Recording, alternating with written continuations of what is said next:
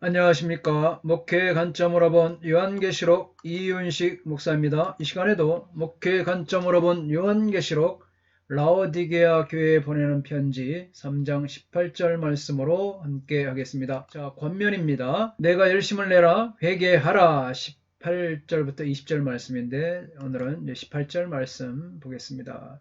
내가 너를 권하노니 내게서 불로 연단한 금을 사서 부유하게 하고 흰옷을 사서 입어 벌거벗은 수치를 보이지 않게 하고 안약을 사서 눈에 발라보게 하라. 지경입니다. 내가 너에게 충고한다. 나로부터 불로 태워져 온 금조각을 사도록 내가 부유하도록 그리고 흰옷들을 입고 너의 벌거벗음을 부끄러움이 드러나지 않도록 그리고 너의 눈들의 안약을 바르도록 내가 보도록. 아멘. 헬러 원문입니다. 네, 헬러 원문 참고하십시오. 예수님께서 라오디게아 성도들에게 문제 해결을 위한 처방을 제시합니다. 우선 그들은 미지근한 상황을 버리고 이 열심을 내야 했습니다. 미지근한 상황을 버리고 열심을 내야 했습니다. 그리고 몇 가지 행동 지침이 있습니다. 첫째죠. 첫째, 내게서 불로 연단한 금을 사라. 내게 불로 연단한 금을 사라. 이렇게 말씀하고 있습니다.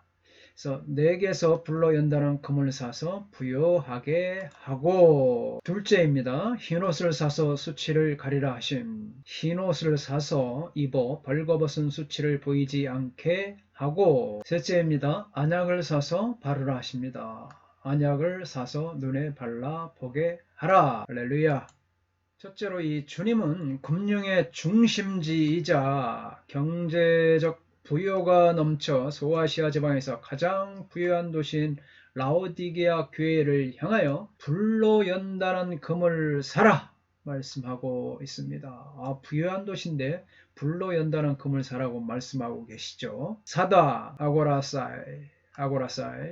이 동사를 반복해서 사용하는 것은 스스로 부유하다고 생각하는 라오디게아 교회의 부를 의식한 것입니다. 먼저 연단한 금을 사라 할 때 연단한 금은 이 성경적 용어로 죄를 씻음으로 자신의 죄를 정결하게 하는 것을 은유적으로 표현한 말입니다.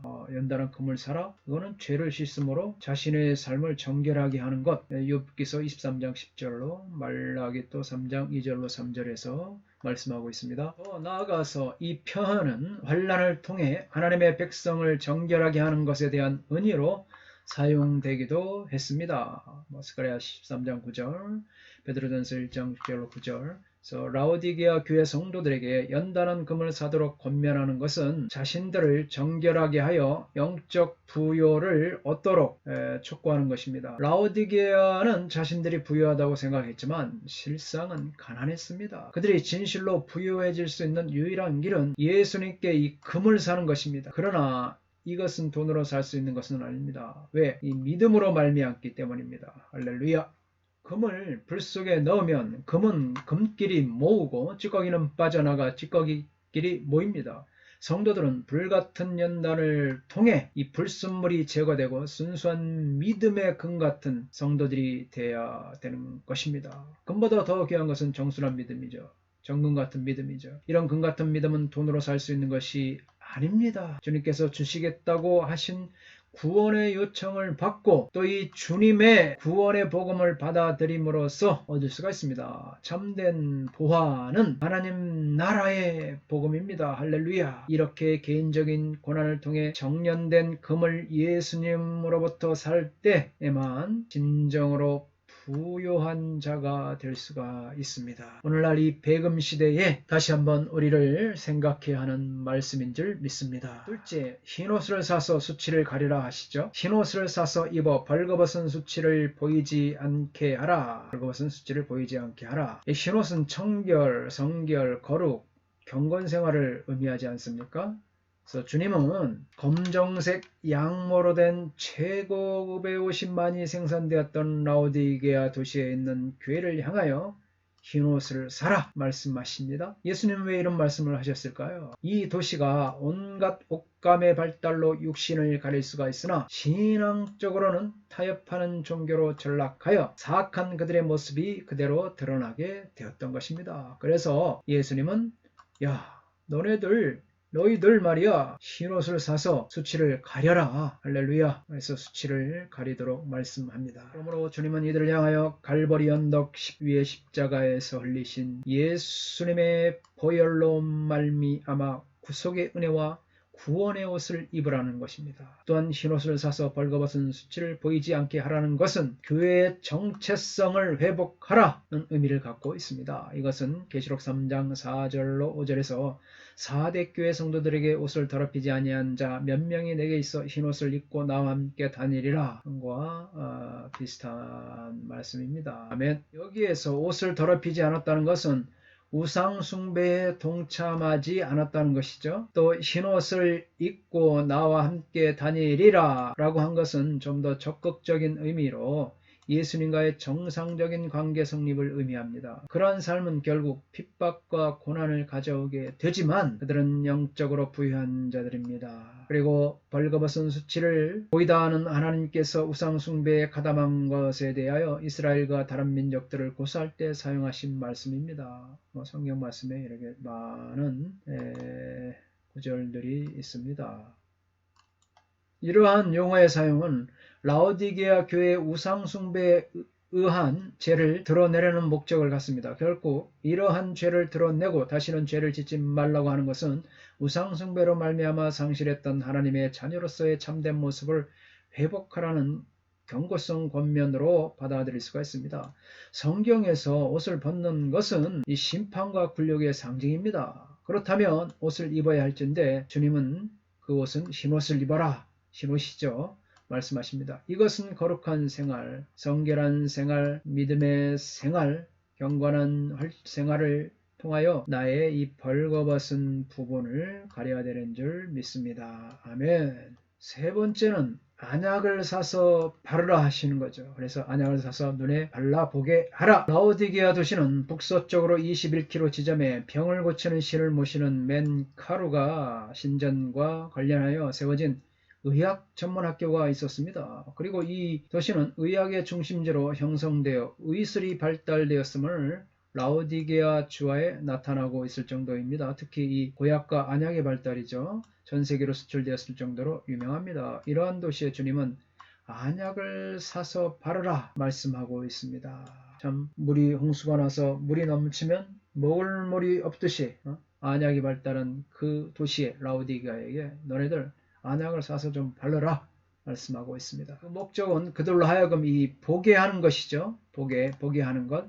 히나 블레페스, 보게 하는 것. 보게 함으로써 영적인 눈이 띄어서 자신과 실상을 깨닫고 주님에게로 돌아오도록 하기 위한 것이었습니다. 안약을 사서 눈에 발라보라는 요청은 라오디게아 성도들이 영적 분별력이 결여되어 있음을 암시하고 있습니다. 이러한 영적 분별력의 결여는 그들이 우상 숭배에 연루되어 있음에도 불구하고 위험 상황을 무시하기에 이르렀기 때문입니다. 그리고 마침내는 영적 무감각으로 말미암아 그들의 상태에 안주하게 되었던 것입니다. 이게 문제죠. 안주하는 것. 신앙에 내가 이만하면 됐어. 그래. 지금은 만족해. 신앙에 우리가 어떤 목표를 이루게 되면 그냥 주저앉고 마는 거죠. 왜? 자신이 그 성공해왔던 그 과정을 돌이켜보면 너무 힘드니까 그래 이만하면 됐어 이대로 가자. 대부분의 사람들이 이런 안주하는 마음을 갖고 있습니다. 그래서 그들도 마찬가지요. 라오디게아 교인들도 영적 무감감으로 그냥 빠져들고 거기에 안주하게 되는 거죠. 그러므로 이러한 권면은 독자들에게 경제적 이익을 위한 위에 동참하는 우상숭배의 배후에는 바로 이 사탄적 실체가 있다는 것입니다. 그래서 너 그 정도면 됐어. 이제 너 열심히 했으니까 그 정도면 됐어. 이제 그만해라.